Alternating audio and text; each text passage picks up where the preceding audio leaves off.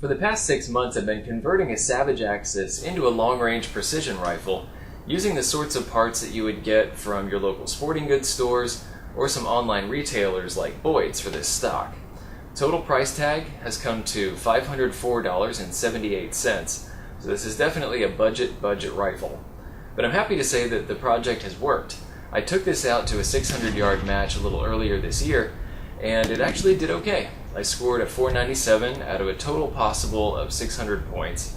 So, not a high-scoring rifle for this. Some of this could have been a shooter, some could be the rifle.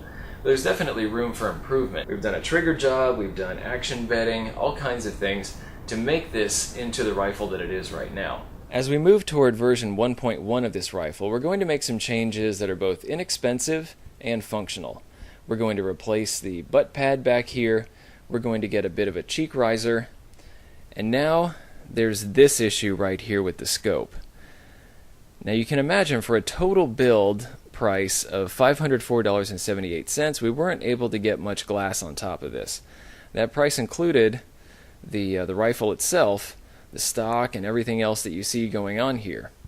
So this scope actually cost only $100. This is a Simmons 44 mag 6 to 24 by 44 millimeter mil dot scope with the reticle in the second focal plane back here, and it does have some really good features which I'm actually really excited about, and it has some issues as well that kind of let us down in the competition. Let's take a look at some of the positive aspects and features of this scope that make it a pretty amazing deal for $100. First, you have a fast focus eyepiece up front. And I do prefer a locking ring on these sorts of things to keep them from getting bumped, but really it doesn't make that huge a difference. We have a 6 to 24 power zoom range here, so this would be really good for varminting and long range work. Back here in the second focal plane you have the mil dot reticle, which is going to be very good for making wind calls. You have side focus, which I much prefer over adjustable objectives. Adjustable objectives are just really annoying, especially when you're out in the field trying to take shots at varmints and things. You don't want to be fiddling way up here on your scope. It's much better to be able to just grab this and twist here. The turrets are 1/8 MOA, so they're very precise. I like that on a long-range gun. The total elevation and windage click range is 60 MOA.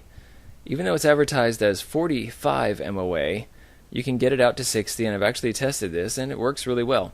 And that's if you're in the center, of course. When you get to the edges, it's going to be bouncing off the sides. But still, 60 MOA, I'll take that. While we're here, let's take a look at one of the biggest issues with this rifle scope, and this is one that I mentioned in the previous kind of overview video before we really started doing any shooting with this rifle. This clicks 1 MOA per click. And typically with these sorts of scopes, what you do is you have 64 clicks all the way around, so you get 8 MOA per turn.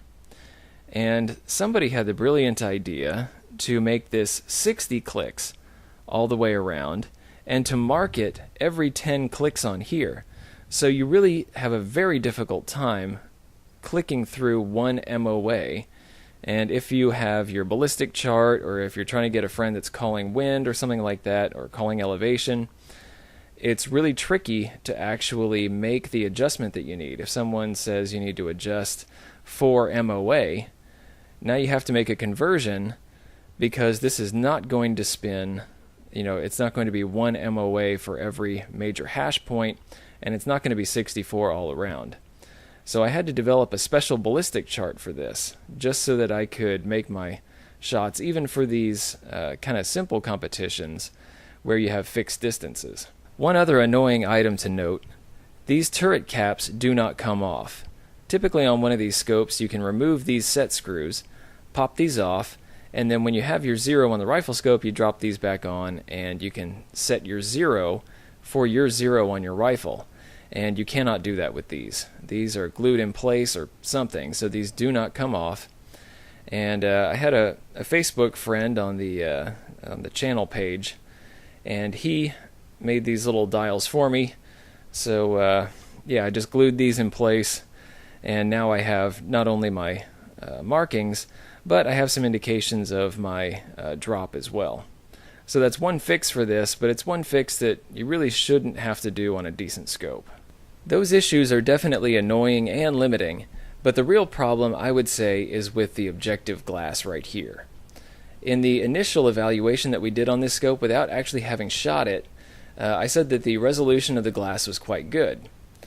And here's where things get weird. As you adjust the elevation turret or the windage turret away from the center of the lens, the image starts getting bad very, very quickly. This is a very astigmatic lens, and even at a pretty mild adjustment of 11.6 MOA that we had to adjust for the 600-yard shot, the image went from decent to diseased. It was just terrible, and I think that's one of the reasons that in my recent tests when I've been shooting this thing to see how good a group I can print, that I get a lot of vertical stringing. The image is actually kind of smeared vertically. Now there could be some issues with the load as well, which could explain why we're getting vertical stringing, but still, you just really can't see the target or mirage or anything if you are adjusted off the center of this objective. When I'm adjusted out for that 600-yard shot, the side focus or side parallax adjustment knob, it kind of just becomes a weird game. I can't really roll focus because nothing is in focus, and I have to move my head around a bunch in order to try to see if there's a parallax shift, which again is difficult because the image is not in focus. Before I throw this whole scope out and replace it with another one that I know will work, we're going to give it one last chance to redeem itself. Since I know that some of the image through the objective lens is usable, I'm going to try to pinpoint and target that specific section of glass and make that my center point when I'm looking at 600 yards. And now to do that, we're going to use this. It's an Evolution Gunworks 20 MOA base. And hopefully this will get us a little closer to the center of the lens and we can actually see the target at these longer ranges. So we'll actually go out and see how this works. Now here's the deal. You're not going to find a better scope in this price range. Not even close to it. I've taken a look at the Bushnell and the Tasco and the Barska that all have this kind of feature set and zoom range, and really they seem to be inferior products. It feels like parts are going to fall off them or the glass is not as good. This one seems to have pretty much everything going for it aside from these goofy issues. But what I would recommend instead is the old cliche of save up and get something a little bit better.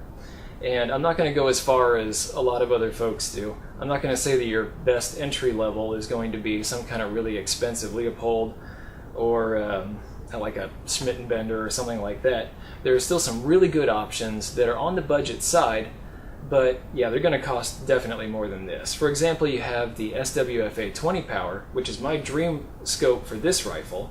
So it's going to have a fixed power, it's going to have milliradian turrets, and it's going to have a very nice reticle. So that would be just an excellent scope, excellent glass. If you want to come down a little bit to about $250, and when these things go on sale, they sell for about $200, I think. These are through Midway. They are the Bushnell 10 power scopes. Again, fixed power, milliradian turrets, and you don't get any kind of side focus or anything on that. 10 power is kind of marginal for needing some kind of parallax adjustment. But again, very good scope. And then you have something like this. This is the Mueller 8.5 to 25, and this has a mil-dot reticle in the second focal plane. I've used this on my varmint rifle for a long time, and these are very reliable. They track very well, and the glass is definitely superior to the Simmons. It's still not very good. I would recommend the other two over this one just because of the glass. But it works quite well. It does have a bit of an astigmatism, but it does function.